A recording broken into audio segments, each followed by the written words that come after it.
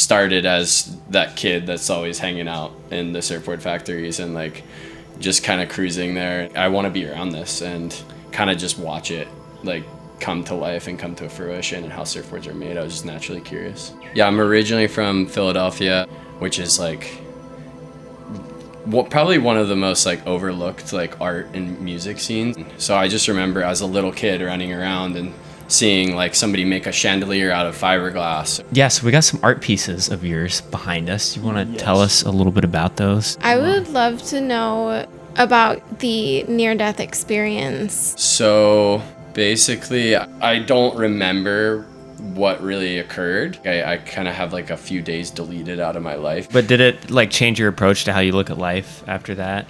Certainly.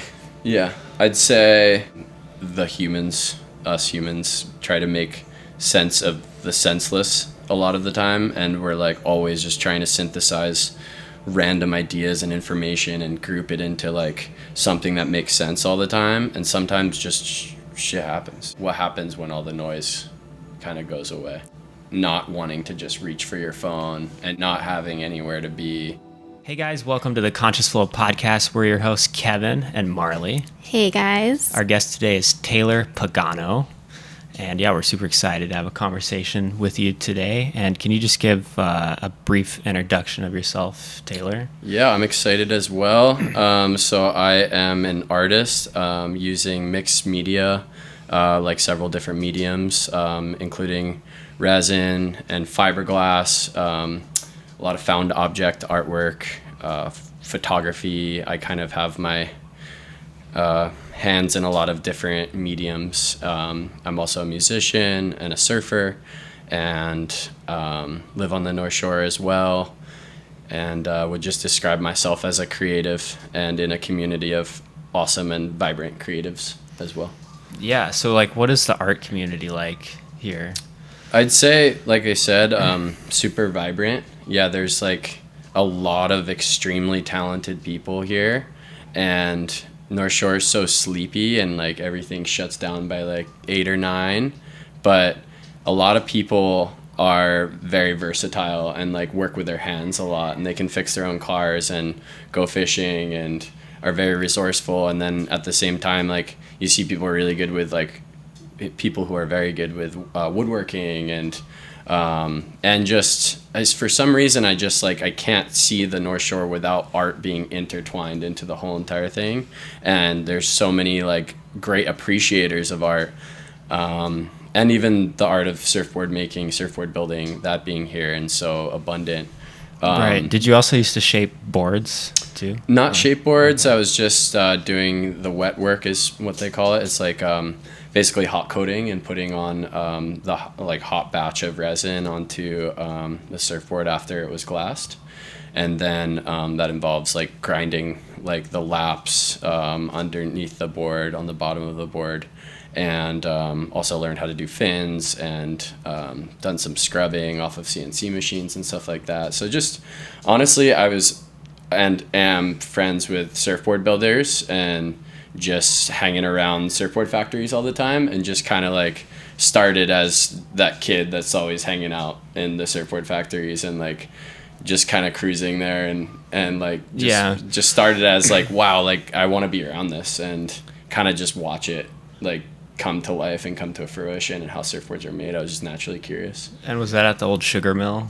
Yeah, I was at the Hawail sugar mill. And also like it's predated by me working in surf shops since I was like 14, like of age to work, and just was always running around the surf shop and fixing boards and learning how to work with resin and learning what rockers and concaves and foils and, you know, all the elements, design elements of surfboards. And just like to be able to sell a surfboard, you have to be pretty fluent in everything involved making it. So it's just like a great interest of mine. I wouldn't even call myself a surfboard builder. I can do some of the steps enough to like build my own boards, but like I'm still in the learning process and still have like kind of mentors and my friends, and like they teach me stuff still, and I'm super grateful for that. Yeah, and that place, the sugar mill's like such a cool kind of rustic area. Like they really turned it. There's like all these healing spaces there, and Yeah. It's so cool. That's all pretty recent as well. So that like the sugar mill, when I first started hanging around there, I think I was 17 or 18, and my uncle was like, so like, you know, you're gonna graduate high school soon, like what kind of stuff are you thinking about doing? And I was like, I don't know, like, you know, I'm an artist, and like everybody tells me it's not a viable thing to do, and blah blah blah, and like I love surfboards and I love working at the surfboard factory. He's like, I have someone you should meet. And so he brought me to this friend of his who's now one of my best friends. His name's Matt Frugeau, and he's glasser over at Shopper Surfboards. And he took me to the glass factory, and he was glassing Mayhems and Losts and listening to Nirvana, and had this like cheetah hat on and long hair, and he was like jamming out and making surfboards. And I was like, that's sick. Like that's what I want to do. Or just like at least it being something that I'd want to pursue and continue to learn about. It's definitely, you can always get better at it, and you know, there's just so many levels to it and so many decades of experience. Like some of the guys that took the time to teach me have 30 years of experience, and so they've made all the mistakes and are right behind you, and like you don't want to come off as an idiot, and you'll probably get called an idiot, but it's all a part of it. Right. yeah. Wow. So what got you into the art side of things? Like, where did that start? So that would be like, yeah, I'm originally from Philadelphia, and which is like probably one of the most like overlooked like art and music scenes. Like John Coltrane comes from there. It's like one of the best like jazz musicians of all time. Tribe Called Quest. Like I could go like I'm gonna like make myself stop right there, but there's like such a long list, and I'm such a fan, and like still like love the city itself. And basically growing up there, my mom is also a creative, and she is a jeweler and a photographer by trade. So she went to school for photography and stuff, and so she would do all these kind of pop-up shows, and like a farmer's market or a couple things in, you know, like people's galleries, or basically like collective art shows, like a lot of collective art shows. And so I just remember as a little kid running around and seeing like somebody make a chandelier out of fiberglass, or like going into another room and it was like a full naked body, and like having to like ask questions about that, and then like, you know, and, wow. and just all these like different really eclectic people being around. And my dad also was a bartender growing up, so he had like rock stars come into town, like met everybody under the sun, like so he was just such a big fan of music. And basically, like, when we were of age, my dad gave me, like, a bag of CDs and a Walkman, and my mom was giving us, like, art supplies and teaching us how to file down her jewelry and stuff. So it was very, like unintentionally, I feel like, for them, but, like, very, like, creative upbringing. Like, and I notice that now because, like, you know, just growing older, in hindsight, being 2020, is just like, I'm like, wow, that was an interesting childhood, actually. Right. Right. Like, you didn't realize it until you're older, and you're like, oh, not everyone grew up with that. Like, yeah, totally. I mean, that's very unique to me, like, from the outside. Just when you describe, like, the fiberglass chandelier. Right, yeah. Like, that's really cool. Yeah, for sure. And also, and that's something where I was even subconsciously witnessing people, like, invent their own mediums. Like, I'm like, what? Like, where did you learn to do that? And, like, you know, there's great world-renowned art schools in Philadelphia as well. And so there's, you know, people that go to art school, but there's also just, like, random people that are just, like, amazing, like, minds and visionaries and stuff like that. And the sounds, the music, the like everything that comes out of that city, and even just like the tri-state area is definitely, I still hold like pretty deep in my heart, and like have an appreciation for. That's really cool. So what made you come out to Hawaii? So my parents got married on Kauai during Hurricane Iniki. Oh wow! With Sleeping Giant in the background. That was like 94? In Kapa'a, yeah. Wow. And so that's like where the love for Hawaii definitely kind of started. And that was an interesting story. Like, they basically, it wasn't eloping, but it was very like small amount of family members that came. It was like just a couple from each side. And so they roll up, and they probably weren't watching the Weather Channel, and they have these plans to get married. And my mom has these like Converse, these like Chuck Taylors that are white that she like bedazzled and stuff like that. And like, and they just like, they wanted to do it their way. And, right. and that they did. And so the hurricane came, and kind of like I think it was a few days into their trip, and they had to really hunker down and shelter in place in a high school. I think they brought a lot of cash that they like lost all of it, and they lost it like blew away in the wind. No, there was like flooding and stuff like that. Floods. Yeah, okay. like destroyed like whole houses and stuff like that. So I think where they're staying is just like okay. I didn't know there were floods then, but rubble. I'm don't quote me on that. Yeah. But like they lost a bunch of their stuff that they came with. Whoa. And so that the day kind of like came around that they wanted to get married. It was like after the hurricane kind of like went by, and the guy that was supposed to marry them had evacuated, and so they were like, well, frick, like who's gonna marry us? And so my dad and my uncle kind of went around Kapa'a and like went into businesses, and they're like, does anybody have like a ministry license, and who does anybody know where we could get married? Like, we're trying to get married. And this one lady that was chopping taco octopus, like she was like a bigger local lady. She was like, let me just clean up right here. I got a license. Like, well, I got you guys. And so like my mom the next morning, the following day, they shower in like waterfall, and with chickens pecking at their feet, and did the dang thing and got married. And so my uncle never left. He was like 17 at the time, so he like moved over to Oahu, and this is like 94, and he's still here and has an art gallery called Full Fathom 5. Which is I've heard of that. Yeah, it's a Shakespeare sonnet, that name, but yeah, they have an art gallery over in Kahuku. Cool. And so I, long story long, grew up visiting my uncle. Yeah. Cool. Yep. And so then you just at some point decided you want to live here. You always knew, kind of. Okay.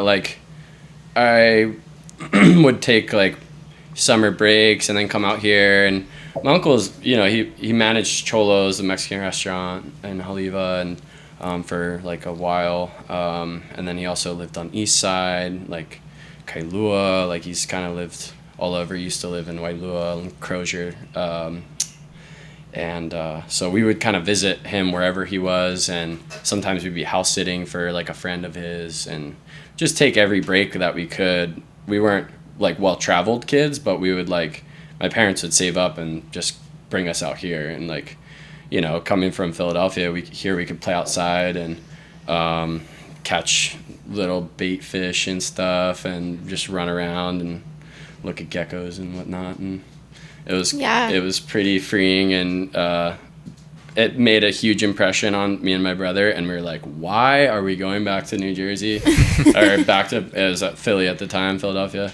Why are we going back there? And also my mom is from Australia, so like I'm thinking like, we have family in Australia, Florida, and Hawaii. Why are we up here? Like, right. And as a little kid, you're asking your parents like, just make more money.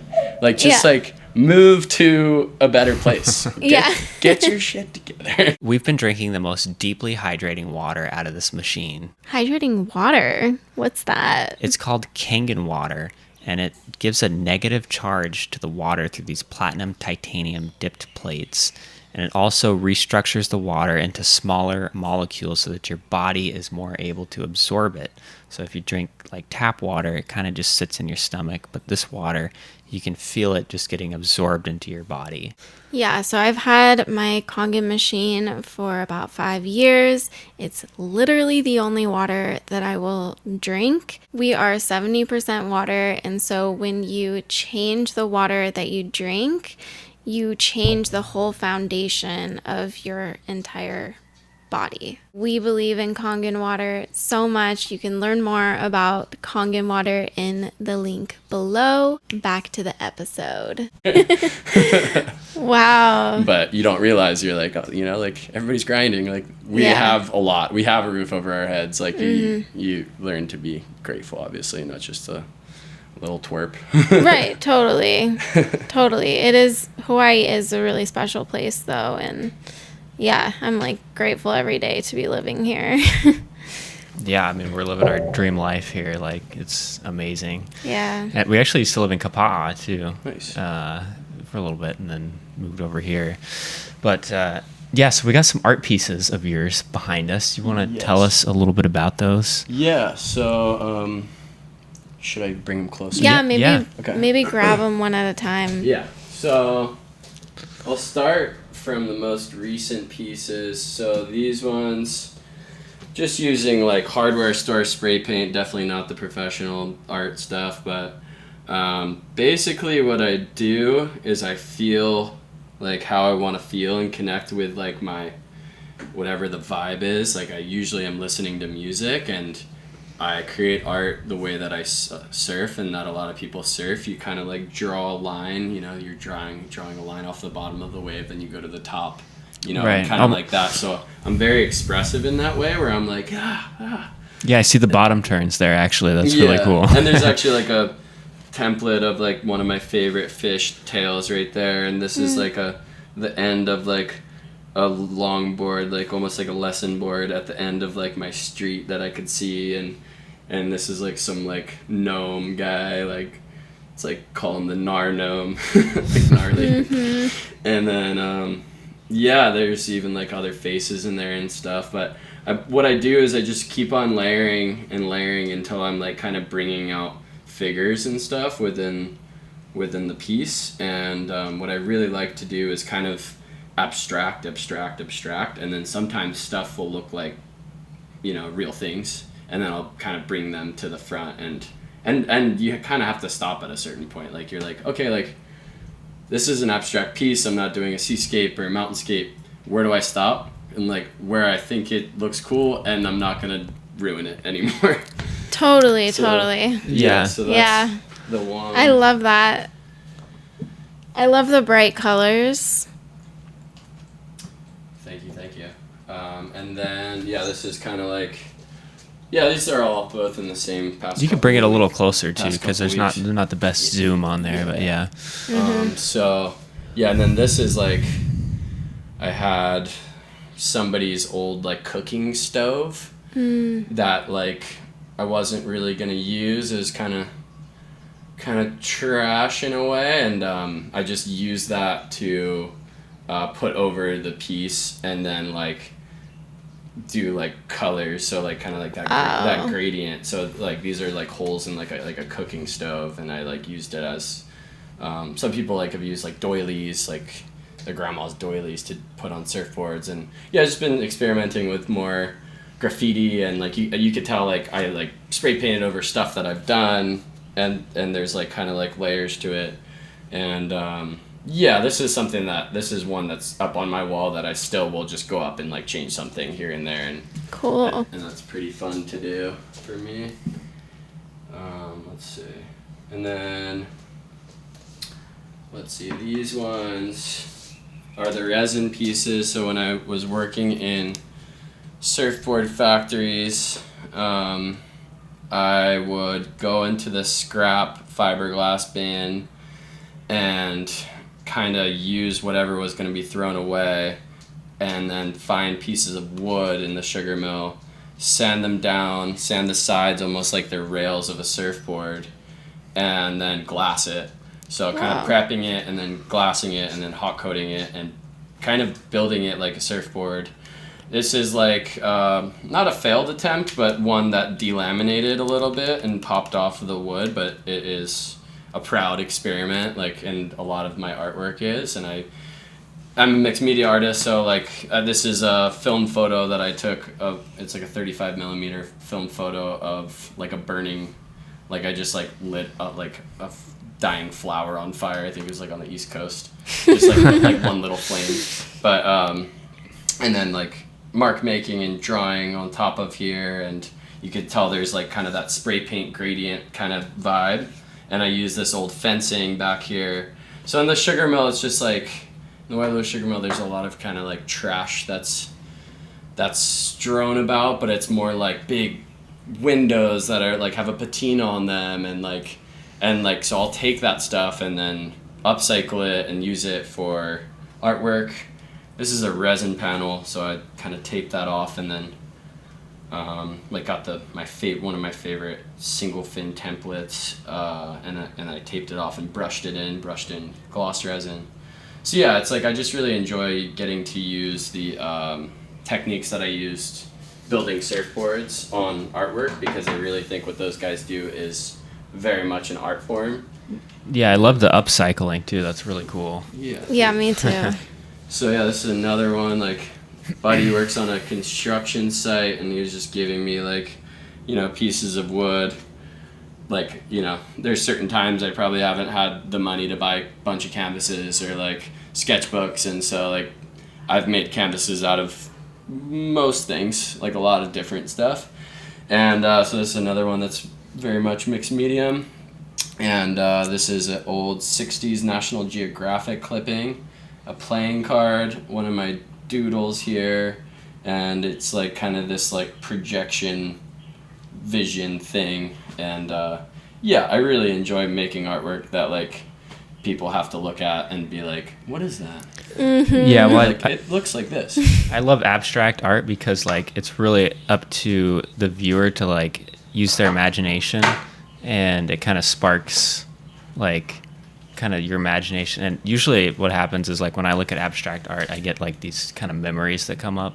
So like that one with the projection, I was like, oh, it's like watching a projection movie with like family when I was younger. Right. Yeah. Totally. And so it kind of brought up that memory. And then like with the Nar gnome there, I almost see like Gandalf's like hood, and like Lord of the Rings, like and then I see his face in the hood. Yeah, this is like a spider web, and like I see a wizard. Yeah, totally. I mean, no, that one is like definitely like some wizard like cloaked guy for sure.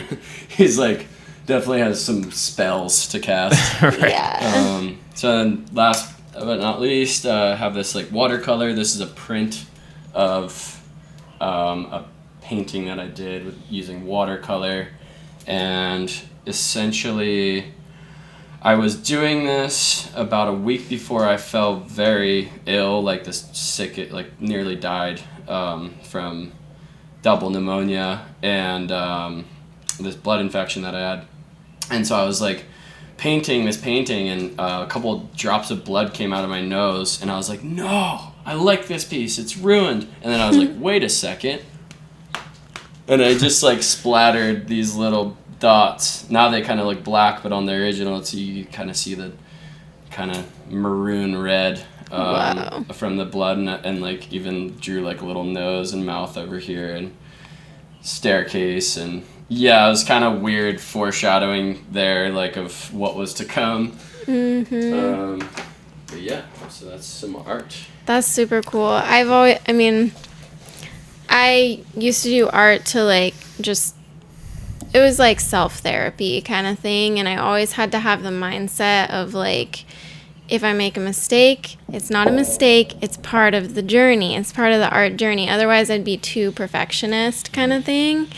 And so that reminds me of that, because I would totally like, one time I just like dropped water on a painting, and it like created a streak that I wasn't planning to be there, and I was like, I could get frustrated right now, but I was like, I'm just gonna work with this. And I started creating these like water streaks, and it actually made the painting look a lot more cool and unique. So yeah, I love that, and I feel like it seems like you have to do that with all of your art because you're just working with so many different mediums, and it seems complex. It is weirdly more complex than like photorealism in a way, because at least you have a direction there, like but when you're just like working with your own mind and feelings and stuff like that, it's like truly original.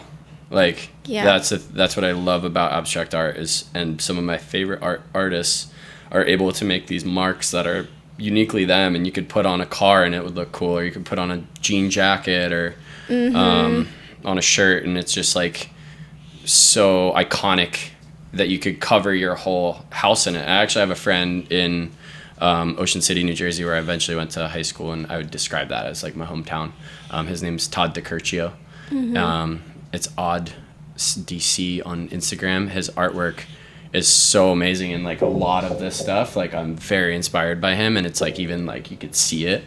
But he's like kind of like an uncle to me, like in the community from where I'm from, and he covered his whole entire house in his paint, in his paintings, and like kind of like similar avenue like to that, like just his whole entire house super vibrant and beautiful, like his walls and the outside of the house. The outside. Yeah. Did he actually paint so the cool. outside, or did he just put the different canvases up? Oh no, like he painted the whole entire outside of the house that way, and it's like beautiful like art house in the middle of like a bunch of like kind of more like beige and gray like like beach houses and stuff. So it's like very much like a stroke of vibrance to the neighborhood.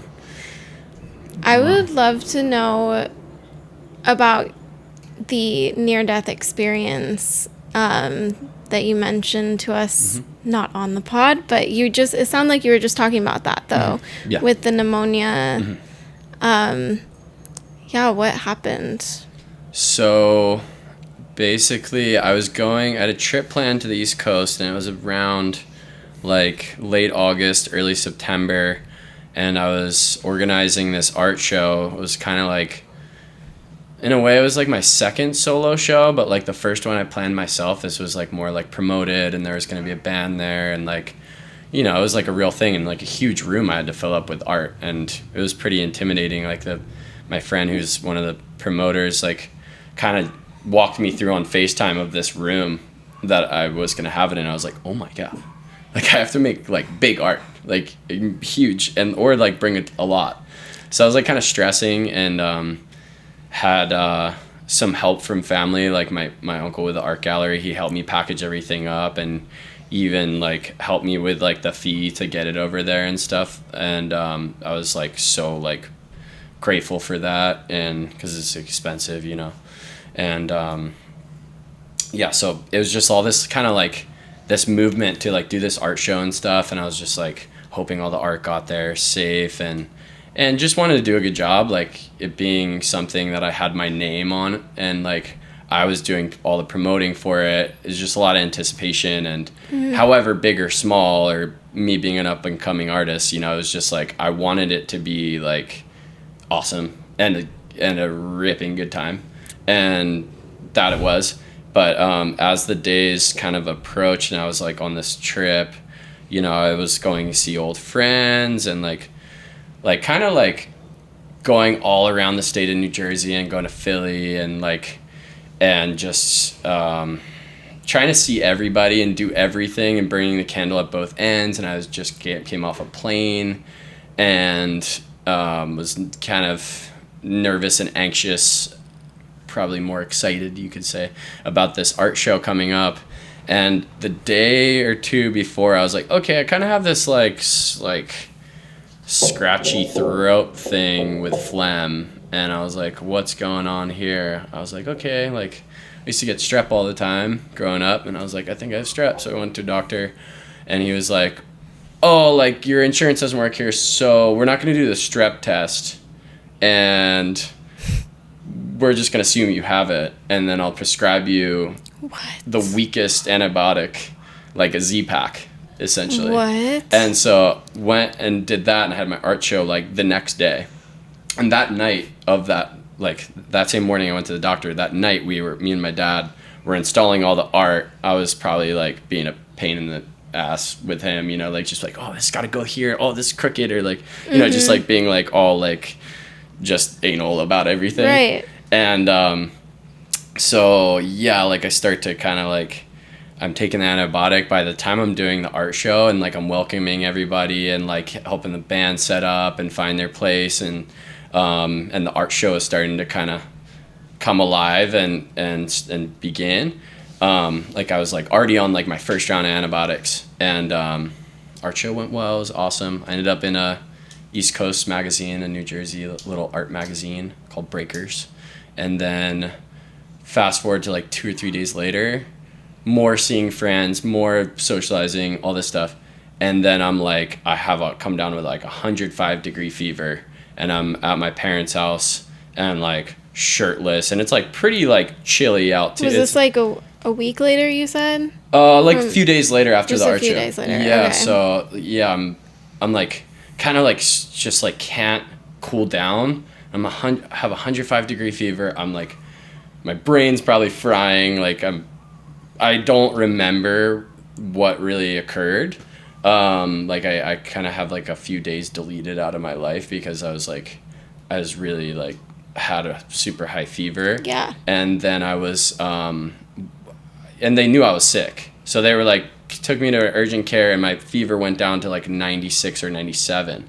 And they're like, oh, you're fine. Like you have a normal temperature. And I went back to the house because we were like working on getting it down, and then went, and they're like, you're fine. Went back to the house, went straight back up the fever for the next like 24 hours. And eventually, like, I think that following morning around like 9 or 10 a.m., I like, which is like super, like the alarming thing that like probably scared my parents was like, I was like, Mom, like, and like I just boom, like hit the floor and started like having these seizures. I had like multiple seizures. And like I'd called out like knowing something was gonna happen. Yeah. And this is all secondhand. I don't know. Yeah, I was just gonna ask. I was not POV main character. You don't remember at all. Just NPC, not wow. main character, totally. And so yeah, and then took like 4 guys to get me like out of the bathroom, off the floor, seizing. And they're in the ambulance. They're like, "Whoa, you seen this kind of for like overdoses as you do heavy drugs?" They're like, "No." Like some of these EMTs like I went to high school with, so they're like, "No, he doesn't." Like, and so they're in the ambulance, and they have to like try and stabilize you first and try to figure out what's wrong with you and stabilize you so that they can get you to the hospital kind of like in less of a rush, and like, you know, and they couldn't really figure it out. So I think in that time period, the double pneumonia had gone and progressed to a blood infection, and I was going into septic shock, which is your body's response to an intense infection. Is trying to fight off or like basically it starts shutting your organs down, and is like one of the most serious things that like someone can go through. Like as far as like getting just swiped out at the knees, it happens pretty quick. Yeah. And so yeah, they got me to the hospital in Atlantic City, and in like about 20 minutes, and then put me in an ICU for 2 days, and we're speculating. They did a spinal tap. They had breathing tubes down my throat, feeding tube, 4 or 5 IVs on both arms. I was like in the Matrix, like, and they're telling my parents like, oh, he has bacterial meningitis, which is either you come out of it with your brain compromised or you die. And so they thought that's what it was for like a day. And so my parents are freaking out naturally. Yeah. And then eventually they were like, oh, it's pneumonia, double pneumonia. And then he was going into a septic shock. But you know, me coming from here as well, and it being so close to COVID times, they're testing for like everything under the sun, east now, west now, north now, whatever is around. They're like, he brought some exotic bug over here, and they're all freaking out. And even like, I'm friends with a lot of firemen and EMT in my hometown. Like they're all like getting themselves checked and like freaking out. They're like, oh, do we have it too? Like, super spreader. Like I was like patient zero, just in like a bubble, like jail cell pretty much. And then once I came to like off the fentanyl that they gave me like the strongest stuff. And I like kind of came to, and like I don't really remember this, but I self de-intubated, so I took all the tubes out. Oh, no. And I was trying to break free because I had shit to do. I got art to make. Yeah, exactly. But do you remember anything though, like in those 3 days that were deleted? Did you have any visions of like white light or any crazy experiences before you woke up? No. It was just darkness. I'd love to tell you that. But I mean, I don't think that's like resolute, you know what I mean? Like to say you almost died, there's levels to it. You know what I mean? Like a lot of the doctors told me that I almost died, you know, and the EMTs that I'm friends with, they were like, that was really serious, and we were all really scared. But you know, there's people that like flatline and like, right, and then they might have that chemical release in their brain to have those visions and stuff like that. So I may not have been in that place, but I do know that like the actual heaviness of the experience, like I was in the hospital for 10 days, like I wasn't just released after 3 days. They had put me under, when they intubate you, basically your whole body shuts down and starts to like really quickly, your muscles start to break down and like just disintegrate. Like I don't know how to like scientifically say it, but like I think it's like atrophy and because you're not moving. It's right, so it's just it's not from the medicine, it's just from not moving that you're saying like your muscles just kind of like start to break down just because you're not moving, because your body isn't in like an active like mode, and like basically they have equipment that you are depending on to be breathing and eating and like staying hydrated, so your body's like, oh, they got it from here. Oh, that makes sense. That's my like best way to describe it. Yeah, so it kind of just shuts off. Yeah, exactly. Yeah. So that was about 6 months of like, I mean, at least 2 or 3 months of being at my parents' house, almost creeping into the winter time over there, which is really cold, with my joints on fire. Like I felt like a 110-year-old man, and like I couldn't even like hold a cup in my hand. For like the first like month, and then month 2 I was working on just like walking like even a mile. Jeez. And I was like crawling, and like I desperately needed to like get back into like a laying position, and it would exhaust me. That would be my one thing I would do a day, and it was like a lot. Like, and going into supermarket, the lights were too bright, the wind hurt, like it was really humbling and very like difficult and just like very hard experience to tell yourself you're not going to be like this forever, and you got to like have this like, I'm going for gold, I'm getting better, victory, like just like keeping your eye on the prize rather than just like wallowing in it. I mean, you got to do both. You got to feel the pain, but I kind of was brought into the present moment by the pain, because it was so prevalent that I wasn't really processing the emotion of it at all. Right. Right, like the near-death experience itself. Not at all. I was laughing at people that were like, oh, you almost died. I was like, I'm right here. Yeah. But did it like change your approach to how you look at life after that? Certainly. Yeah. I'd say just slow down. Like, just like that was the number one thing that I took away from it. And I'm still, you know, it's probably going to take my whole life, but like if you bump into somebody and they're like, how you doing? And they're in the supermarket, which is why I love living in Hawaii. And you're like, how am I doing? This is how I'm doing. How are you doing? And like you have a full talk story for a sec.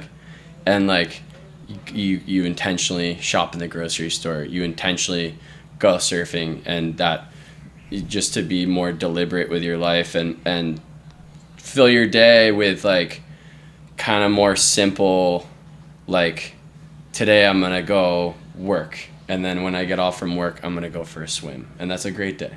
You know what I mean? Rather than before I was trying to surf in the morning and in the evening, and then maybe like party or like whatever. I was just like kind of, I wanted to do everything and be everything for everyone and like burn the candle at both ends. And it just quickly became, it's not like it became unsustainable. I mean, it's, yeah, you could view it a lot of different ways, but I would say my number one takeaway would be to like slow down, realize that can happen to anybody. And I was healthy. I was swimming Waimea like a couple times a week with a friend. I was running. I was going to the gym. I was surfing all the time. I was in good shape. What causes pneumonia? It's contagious. It's contagious. Yeah. So Okay. you just caught it from somebody or something? I think so. Wow. Yeah. I mean, like when I asked the doctor, how the heck did this happen? He was like, bad luck. And I was like, really?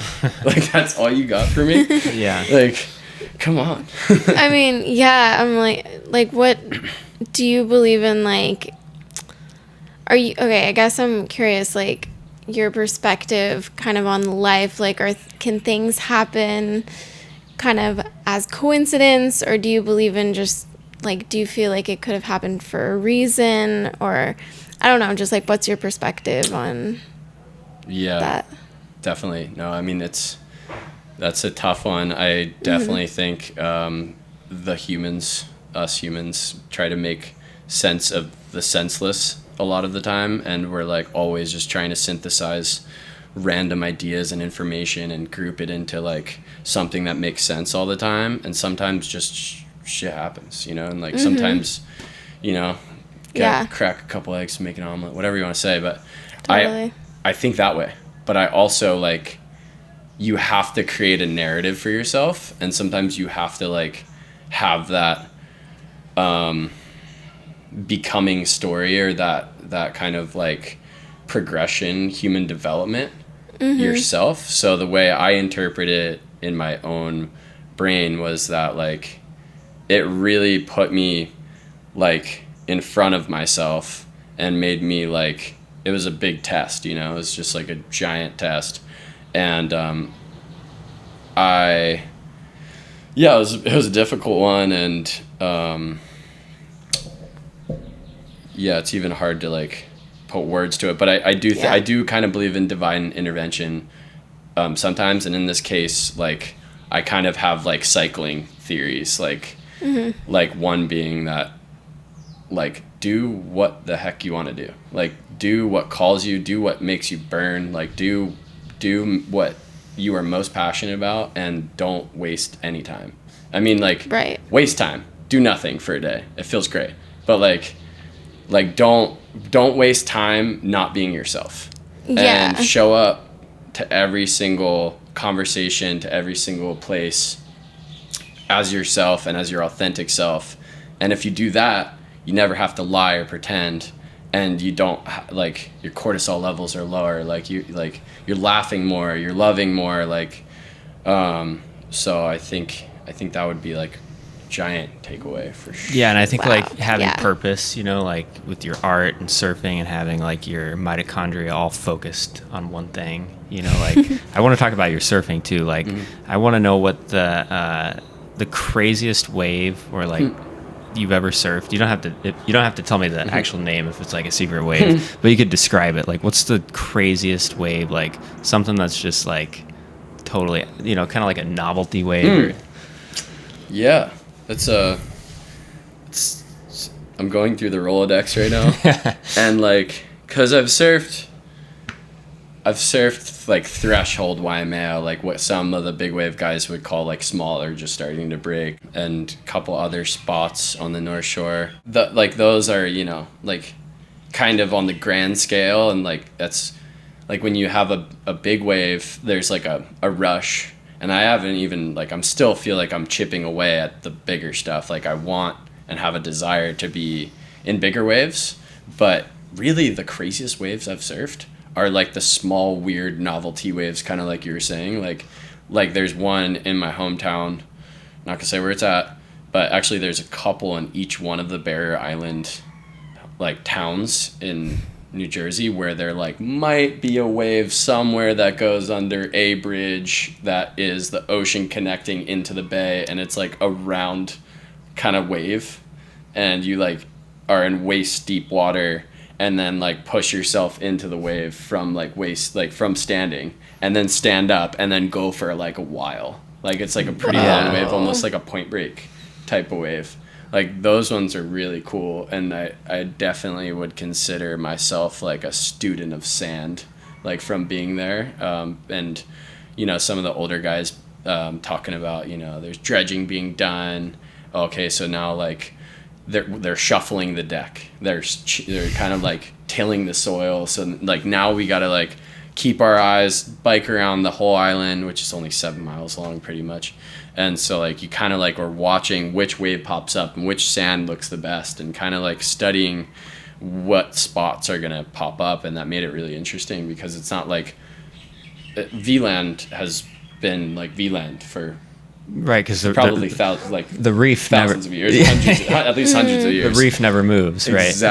Exactly. Which is crazy, because like I was thinking about that. People describe the waves here as they're like they've been the same. Like the North Shore's changed, but the waves have been the same. And I'm like, well, aren't the reefs like alive and changing? Like, how are they staying the same? You know, like I mean, because they're like the swells are crushing them. They're dying. They're like rebuilding. I mean, like.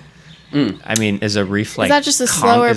Is it like concrete, or does it grow and expand? So, I know like Big Island, like there's like just like new land created all the time from the volcanoes. And I think that was, you know, similar here as well. You know, there's the volcanic activity affected, you know, all the islands, I'm pretty sure. But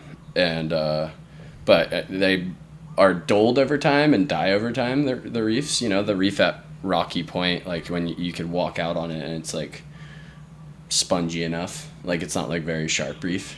And it's really unfortunate, but you know, and then you see like even on Kauai in certain spots, and like Haena, like there's kind of people that like walk on the reef, and people get like really mad about it, you know, and get called out and regulated, you know. So I've seen like different kind of like, yeah, that happens the most on Kauai, people regulating. For sure. Yeah. No cameras. No walking on the reef. And I know, I've never seen never seen anybody film the waves over there. Like it's amazing. It's so cool. Like I wish all of us as surfers were just like, it wasn't such like a cool thing to sometimes see a clip of yourself. Like I wish it wasn't like such a nice thing, because all of us can stand to learn from the guys that go surf and have an awesome surf, score great waves, get barreled, do crazy stuff on the waves, and don't tell a soul. Yeah, and they don't have a GoPro. That's to me the coolest, most core guy out there is the guy that's not bragging about the waves that he scored. He's not giving up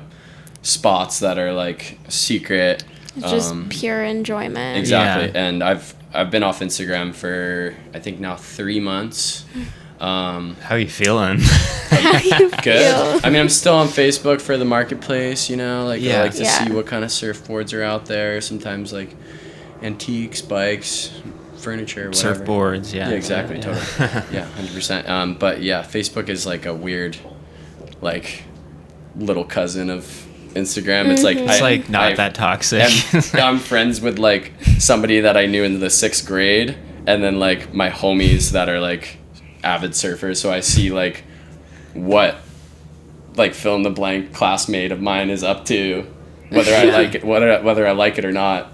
That's so funny. And then it's not like all like current like followers, and I don't really follow a bunch of people, and I actually have the same setup as you with social media. I have no Instagram, and then I have Facebook for marketplace and stuff. But I'm actually 9 years clean on Instagram. Like I deleted my profile 9 years ago, and it was like I need to do that.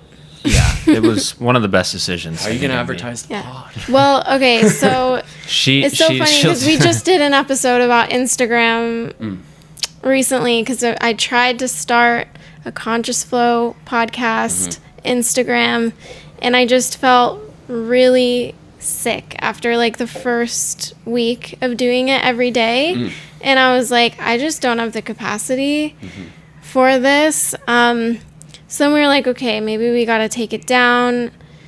Anyway, that was kind of the most well, that's what we decided on the last time we talked on this podcast about it. And now I think we're going to keep it up, but we're just going to like post only for like collaborative posts with people who have an Instagram who want to share it with their people. Right. And it'll just be like not a post every day. It's like intentional. Because I'm just like, I'm not into the everyday algorithm, go, messaging. Yeah, like it just doesn't work with my nervous system. I felt like I got like depressed and I was like, this is just not working for me. So that's kind of the vibe. And then, yeah, my Facebook locked me out, which was great like several years ago. Yeah, so now I didn't even have to delete it. It just, for some reason, didn't let me on anymore. Yeah, so by design. Yeah. And I mean, obviously we're on YouTube, but YouTube is like, I think it's a really positive thing, you know? Like, Yeah. I mean, you can go down the rabbit hole of shorts. You know, shorts are probably like can be a little bit toxic. We actually, we just kind of decided, at least for now, to stop posting shorts and like just do the long form. Yeah, this just feels good. I feel like the long form, especially podcasts, I learn so much from other people's podcasts and stuff. Yeah. And so I'm like, this feels good. This resonates. Because we get to sit down like in person with really cool people from our community and just talk, you know? Yeah. So, yeah. That all being said, follow me. It's _tay.art on Instagram. Yeah, we'll link it below. The app is deleted, but follow along. I might post something one of these years. So got it. Stay tuned. You still have the Instagram account. I've just been off of it. You've just been off of it. Yeah. So actually, takes more willpower, you know, like it's way easier to just delete the thing, which and you have like quite because I checked out your Instagram too when you sent it over to me. You have like quite a few followers too, right? Like like 1,000 or something. Maybe it could be 1,200. I don't know. I haven't. Yeah, because I had like maybe 200 when I deleted mine, but if I had more, it might have been a little bit more like, I don't know. But when I deleted mine, my people were like worried about me. They were like, like, Kevin, are you still alive? I've never been consistent enough to grow Instagram. Yeah, it seems like takes consistency. Yeah, and I have never figured it out. And I have friends that have like 30K followers or more, you know. And like I asked them, like, what's a good time to post? And they're like, you know, like I have one friend who's a great artist. Her name's Kalei Reher, and she's a collage artist, and she lives in town. And she's like very prolific, like collage artist, and she like seems to post these like reels with kind of like inspirational, like it might be like a scene from like Good Will Hunting, and then like spliced with like Carl Sagan saying something like about the universe, you know, like so with her art. Right. And she like edits these videos to be kind of like inspirational, and that's pretty cool. Yeah, it's awesome. She does a great job, and she has this way like from just when I talk to her almost being like detached from it, and she's like, I don't know when to post, I just do it whenever the hell I feel like it. See, that's amazing. If someone can be on this like a social media platform and not get consumed, sorry, my hair is doing something weird, and not get consumed by it, that's like everything. I mean, I have friends who can do it too, and they're just like able to be grounded in who they are, and I start to get all like feeling off, and I'm like, gosh, why do I care what people think of me? And like, you know, then I can kind of spiral. So I'm like, okay, how can I create that detachment? YouTube is vibing for me. So yeah, totally. I can't imagine what TikTok's like. I haven't even opened it. Oh my god, me either. Yeah. It's just like kind of like that casino, like ding ding ding ding ding, like just like your brain's like. I mean, it is way too much. That's one of the reasons I deleted my Instagram, is because I found out that it's designed by like people that used to work at casinos and stuff. To like the whole swipe, you swipe down, you swipe down and it refreshes. Right. That's like casino. Whoa. Yeah, slot machines. Yeah. God. That's crazy. Yeah. But cool. I'm glad you're off Instagram. That's cool. Yeah. I think was kind of toying with the idea today. I'm like, like I've been taking a lot of photos like with film cameras and been getting into film again. Like I've kind of went through stages and have the really cool shots of my friends skating. Yeah. And really want to share them, but like I don't think I can bring myself to being on the platform. Like it's not that serious, but it's just like I don't want to like go in. I can't just go in, then I'll be like, oh, like let's check my inbox, and then I'm like, oh, okay, now I'm here, and they're like, oh, like what's like what are my friends doing? And I'm like, oh god, it sucks because you could just text them, just text it to somebody. You got this cool photo, just send them a text message. Totally. Yeah. I mean, I kind of like use iMessage as like its own little Instagram. All my like closest friends are like, stop sending me like all this art that you've been doing. Like, like I'd rather see it in person. Like they appreciate it and they're fans and supportive. But like I'm always like, hey dad, what do you think of this? Or like mom, like or like my brother, or my closest friends, and just like, what do you guys think?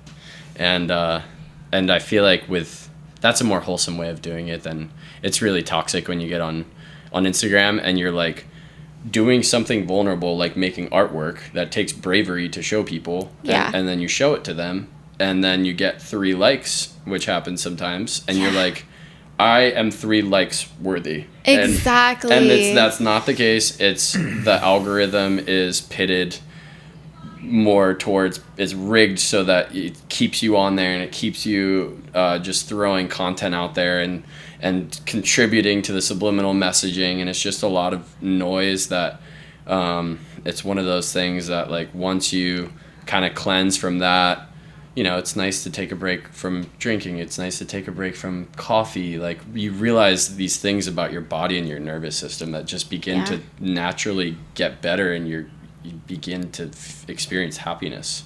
Totally. Oh my gosh. Yeah.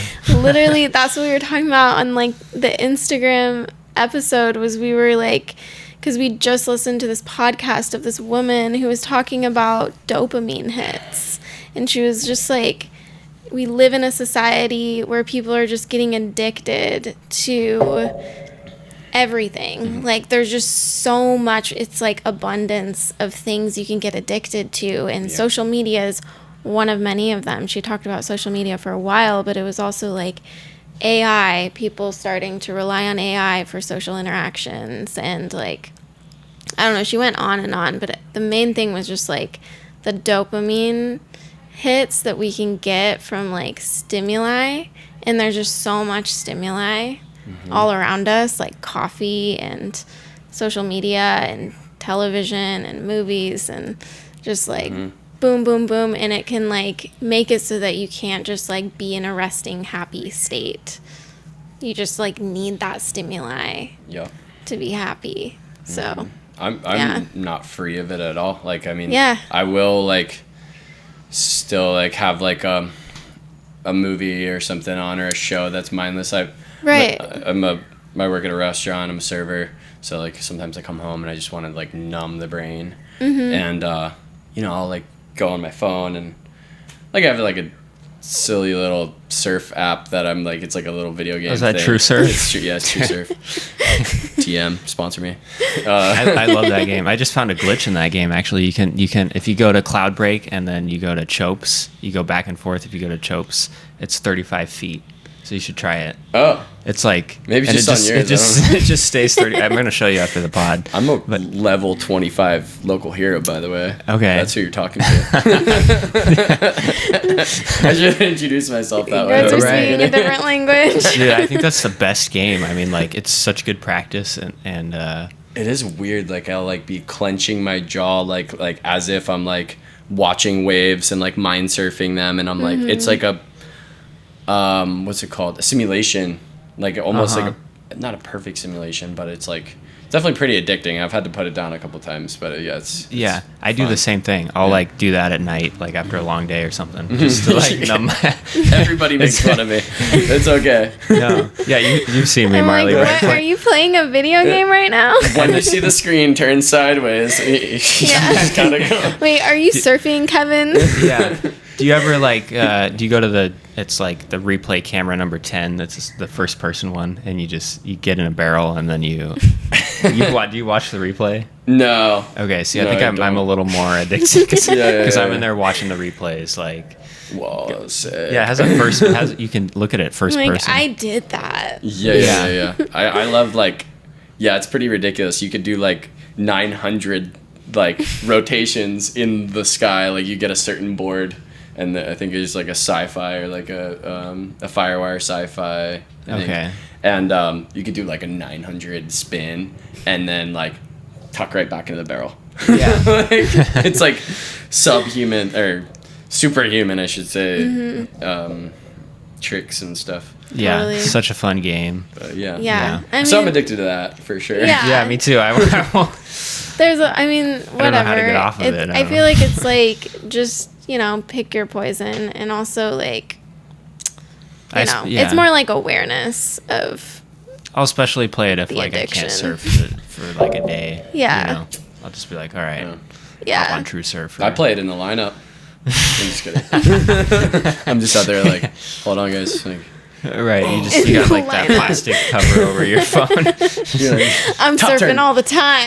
Top turn, cut back, big air, barrel. Yeah, I do hear the Groms talk about it because, like, I think probably most of them might be addicted. Like, if I was a kid, I would totally be playing that. But it's also, if you think about it, you're not on social media, and you're not on a bunch of stuff. Like, it's like weird, like how like now you could like justify stuff like that, where you're like, okay, like when I was a kid, I didn't have a phone until I was like a smartphone until I was 18. So I'm 28, but like I didn't have a smartphone until I was like 18. Like only 10 years ago, I had like a flip phone. Yeah. And like I remember on one of the flip phones, there's like a Galaga or Atari type of game, and like I'd go pretty nuts for that thing. And then I also grew up with like PlayStation 1 and like the Spider-Man just being like a red glob just like bouncing, and you were like, whoa, it's Spider-Man. Like, right, so True Surf is pretty stimulating for you, actually. Totally. But I think just generally speaking, like, I even try to take breaks from that, and just try not to mindlessly grab for the phone. And what I was thinking about as in early August, I'm gonna go do the Nepali hike on Kauai, and kind of putting myself in that mindset of like what happens when all the noise kind of goes away. Yeah. And not wanting to just reach for your phone and not having anywhere to be. And this goes for visiting remote places in the world too. It's like when like everybody is focused on advancement, like advancing civilization, like making new technology, like coming up with the next best idea that's going to sell. Like we don't, like a lot has been done. Like, like people have to regulate themselves and like be on a path to trying to understand themselves and know how they feel. And in my worldview, I'm like, I want to pursue experiences that promote or that are life affirming, that are promoting positivity, and that like trying to connect with stillness. And like I'm not a like everyday meditator really anymore, but like I had to do it. Like I suffered from panic attacks when I was like a teenager, and I had a lot of anxiety, and I kind of like weirdly just through meditating every day for 15 minutes a day and just having like mantra meditation got over them. So like I know the power of meditation and the power of stillness and grounding, and so to know it when you get away from it, you're like, okay, like there's ways to breathe through whatever you're going through. There's ways to just kind of sit there and watch your mind as a screen and watch the thoughts kind of pass by, and they're begging you to think them. Your thoughts are begging you to believe them and to believe every single thought, but like they're just thoughts. Your mind is the sky, and the clouds are your thoughts passing by. That's my favorite thing to think about. Love that visual. I kind of think of it as like everybody has an inner protector, and sometimes it's like overly protective, so like your thoughts are like, oh my gosh, there's danger, and it's really trying to grab your attention. And if you have a mindset of like, actually, I'm not in danger. I'm you can even thank it. Like, thank you for being, like a little alarm system, but I'm actually fine. Right. Like an annoying chihuahua. Yeah. Like you're just Right. come on, man. Like, yeah. chill out. So you're going to have an awesome time on the Nepali coast when you go there. You're going to be unplugged. It's like one of the most beautiful places on earth. It's actually where I had my near-death experience. Not totally near-death, but like... Here we go. Now that you brought it up, I got to talk about it. Yeah. Was it on the crawly part? Like, it was on Crawler's Ledge. Oh, no. Yeah. So... about this. If I go back there, I'm going to be taking a boat. I'm not going to do the hike, but I think it's important. I mean... It's good to do the hike, to do it once or whatever. You're not convincing me. I mean, I don't want to convince you otherwise, right. But it's one of the most dangerous trails in the world. I think it's maybe over 100 people have died there. It's not very well documented. But there's basically this 1 mile section, and you're on a ledge, and then it gets to a really... you're up on a sea cliff. You're basically going around the Nepali coast. It's you can't drive around that island because of the Nepali coast. It's like a 10-mile stretch, and it's just so mountainous they couldn't build a road. And so you get to this little point called Crawler's Ledge, and you're probably on like a foot width of a trail, and it's slightly angled downward, and it's loose gravel, and you have to just traverse it for it. I mean, Crawler's Ledge itself is only about maybe a 30-foot section. Okay. But I was hiking it with 3 of my friends. Actually, right. I went with one of my friends. We met a really cool guy on the trail, and so we were all hiking together. And I was hiking in front, and I got to Crawler's Ledge, and I had Teva sandals on, and and I had a 40-pound backpack totally over. It was going up and over my head, And I got to the point on the trail, and I was just like, guys, I just got to take a minute. These could be my last steps. I want to just like think about where I'm going to put my feet. And like it was so scary if I would have slipped, because it had rained a little bit. It was like a little windy and not ideal, So I probably just looked at it for like 5 minutes, and then I was like, I actually kind of felt the pressure of my 2 friends behind me too. And then I looked down. It's a 200-foot drop off straight down onto rocks that the ocean is slamming into. And so I made it through Crawler's Ledge, and then had an awesome time. There's like all these gardens, and like it's the most beautiful beach. Narnia. Yeah, no cell service, totally unplugged. But I almost couldn't even enjoy it when I was there. I was there for one full day, 3-day total trip. And because the whole time I was there, I was like, I got to get back through Crawler's Ledge. So just a heads up, I don't want to discourage you. But No. But it's useful information. Yeah, a lot of people do it. Isn't it? Oh, yeah. No, just I've heard like I was at a dinner the other night for a friend's birthday, and like this Brazilian guy who's there's a couple I was sitting across the table from, friends of friends, and they were describing, like, he was a pretty chill guy, and so he was like, oh, there's Crawler's Ledge or whatever, and I was like, oh, what's that? And he was like, oh, it's like not too bad. He was like, I was like, how wide is it? And he was like, oh, probably like you got enough room. Like he was like describing it, like he was like, it was whatever, and and like you could see his like partner was like. Oh man! Yeah. But then they were like, people do it in flip flops, like it's all. Yeah, people do it barefoot. Tevas, that was a big mistake, but yeah. Yeah, I mean, I don't know. I talked to some people when I briefly worked at Florence in Honolulu. I was talking to these people who were like, they just got back from the hike. What's the hike called? Nepali. Kolos, Nepali. Yep, Nepali coastline. Yeah, so I was asking them about it. I was like, because I knew he had like a weird experience,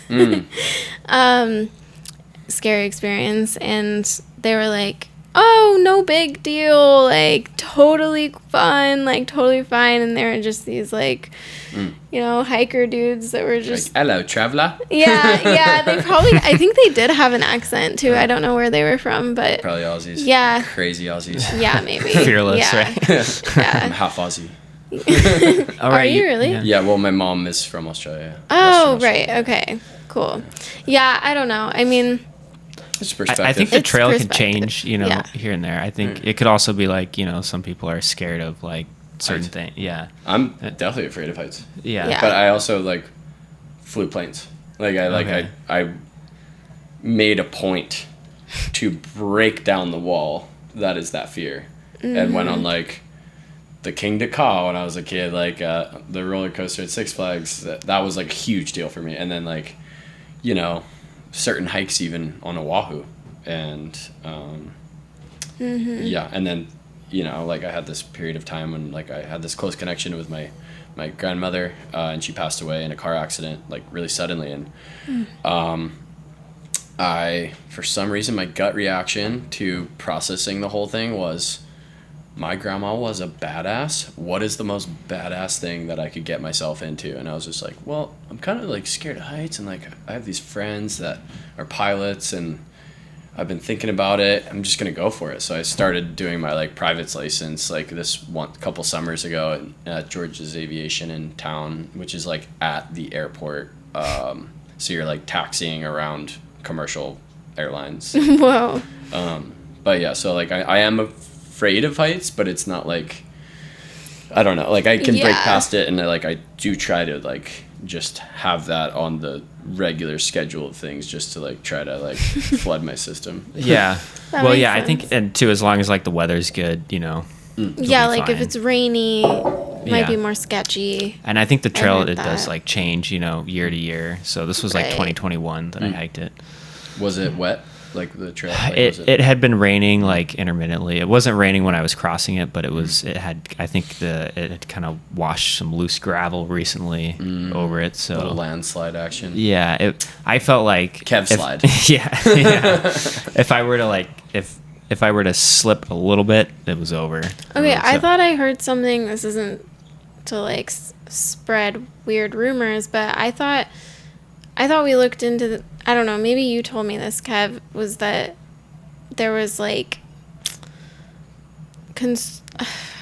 did you hear stories of people getting like pushed by people, like what? Oh okay, yeah, this what's- was A a little mythology. yeah, action. another thing is I heard. it mythology or is it, what was it? Well, so there is like Nightcrawlers. there's a community that lives out at the Kala'au, right? And so occasionally they'll get like a helicopter goes in once a month, and they try to find people and take them out. And this is like what's happening on Kauai. There's like people living over there. That wouldn't surprise me. Yeah, I mean, if you want to like detach from society, that's like the place. There's people that live in these mountains all around. Yeah. Totally. Like, Yeah. and just like built their own little Yeah. structures and stuff like that. Yeah. But the thing I heard like right before I hiked it was like somebody was like, well, sometimes, well, first I heard there would be naked hikers, which no problem with that. Did you see naked hikers? I didn't see. Yeah. Oh man. Yeah.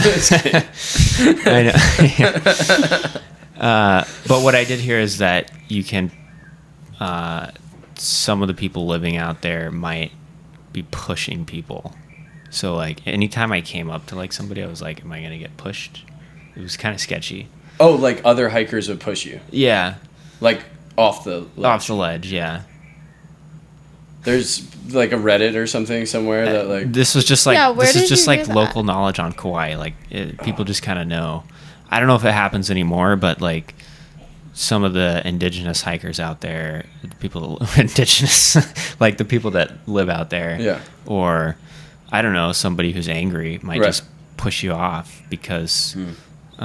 Again, I'm not trying to discourage you. I think it's. I think it sounds lovely. But it's good just be good to aware. be, Just be like, have your balance and just kind of suss out the person. Yeah. Jeez. Yeah.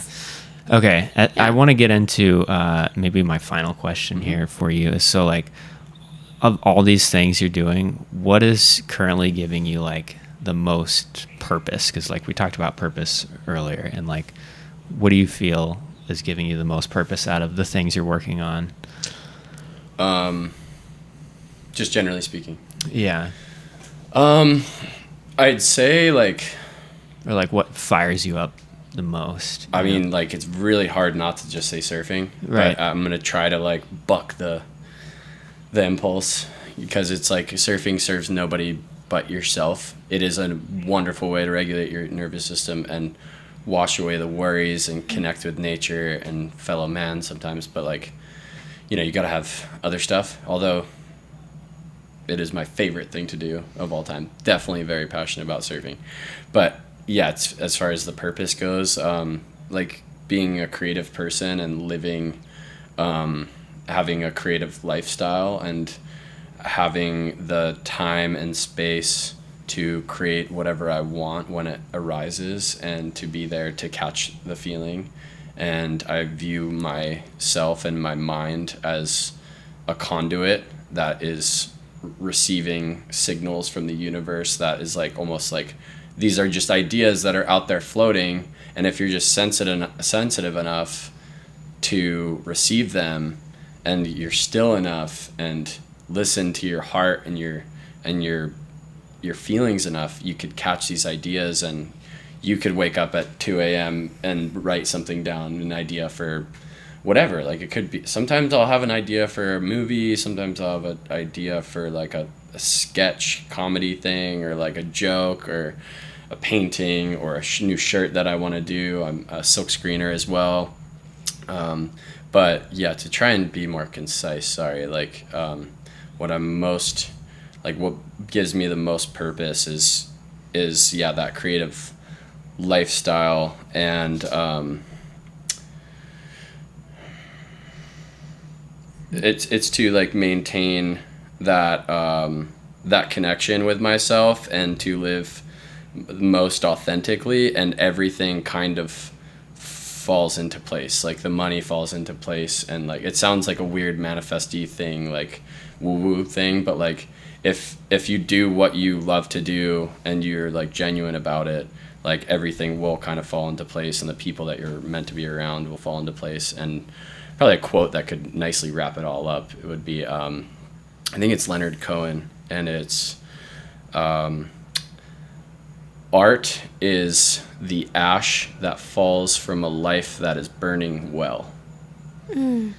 So wow. if you're living like an awesome life, art just is the byproduct, which is why I'm not like, I'll make a painting, I'll throw it in the corner, I'll make another painting, or I'll like take a picture, and like it's not about the physical thing.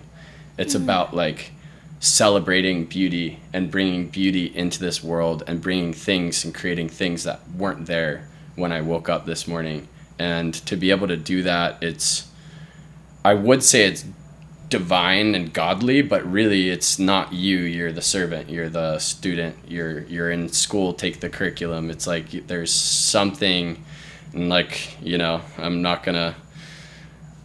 very, you know, I'd say I'm a spiritual person, but there's something that is like, there's the stream of feelings and knowledge and stuff like that synchronizes all into us. And like I said, if you meditate and you kind of connect with it, it's just like Bluetooth, you go bing, like, and you go, it goes straight. It's almost like downloading, but yeah, totally. Yeah, so just to celebrate that beauty and to live an awesome life in order to kind of create beautiful things and be around beautiful people and be living a beautiful life, a story, like, and be on my deathbed and kind of go back on my memories and be like, wow, that was a wicked awesome story. Wow. Yeah, I love that, especially with the Leonard Cohen quote, ending it on that. Do you have any other links you want to shout out other than your Instagram? Yeah, for sure. So yeah, the Instagram again is _tay.art. And then I also am a part of a poet society in town. I mean, sometimes it's like island wide, but Manny Aloha he runs the Surf Poet Society, and it's a collective of creatives. And if you ever want to come out to an event, follow Surf Poet Society on Instagram or Manny Aloha, and a bunch of people doing really awesome things: filmmakers, photographers, painters, sculptors, like you name it. And all these people show up, and we recite poems. I'm also a poet. That, and then my friends at Waveline Collective, which is a North Shore based collective spearheaded by Megumi Keen, and also Stephen Keen is a part of it. block print artist who's a mentor of mine. And so Waveline Collective essentially is a way to give a platform to this vibrant local art community. So they'll rent out spaces and then have collective art shows and give people a voice, give the community a voice, and have like First Friday shows and stuff like that. So yeah, following Waveline Collective on Instagram as well. And that's about it. But I do have gifts for you guys. You do? Oh, yeah. Let's see them. They're over here. Gifts on the podcast. Gifts. Right. Yeah, I watch too many podcasts not to like just like really rizz it up here. Yeah. Oh my gosh. So this tote bag here, I silk screened myself. Oh my It's gosh. a pothos leaf. That's really cool. Drawing that I did. The kind of light was shining behind the pothos, so I was like kind of like drawing it with the light shining through it. And then I have some shirts. I didn't know what you guys would like, but I brought a shirt for each one of you. So Kook Soup. This is one of my... Oh, wow. You made that? Yeah. That's so cool. That is Kook so soup. cool. So this Got is it. like Bonnies or bowls on a crowded day. You got your foilers, kayakers, drones over top. Oh my God, dude. I Like, love just that. Absolutely. Just mayhem. This is a... Looks like it's it's all in a This is ramen small. bowl. Okay. Yeah. Yeah. I mean, I want to see them all here. Yeah, I also have... It's a perfect shirt for her, actually. Yeah. I was surfing with my buddy Trejo, and he was like, "Are you gonna hit it tomorrow in the morning for a Dawn Petroleum?" And I was like, Dawn Petroleum. I was like, dude, is that okay if I make it into a shirt? So it's a gas can on fire, Dawn Petroleum. It's firing, Yeah, right? exactly. So Oh Yeah. my gosh. this is also a so small, cool. so you could either take that one or this Cool. one. And then Kev got a brown Dawn Petroleum for you. They're all kind of the Oh, same sweet. designs. I'm going to wear that first thing in the morning. Either this or I'll give you options here. This is probably a medium and like the pothos sleeve one. Ooh, I like that leaf. Yeah. That's beautiful. Oh my gosh, this is Wow. so cool. Swag. Swag. Cool. So you also make T-shirts. That's really Yeah, cool. so I Yeah. silk screen. I do all these Yeah, by and hand. it doesn't have all the Sweet. plastic on, like it's not plasticky. That's really nice. The Wow. best way to make T-shirts. Well, thank you for the gift. Yeah. Yeah, guys. It's This is really awesome. very invigorating dialogue we've had here today. Yeah, this was excellent. So We- awesome. Yeah. Thank you for coming on our pod. For sure. Yeah, thanks for coming with all your props. This has been amazing. Yeah. So, yeah. Now I want to start a podcast. You should. Yeah, you totally should. I mean, all you got to do is get these microphones. All right, we're going to try these shirts on. Thanks for listening, guys. Bye, guys. Thank you for listening. Peace. Peace.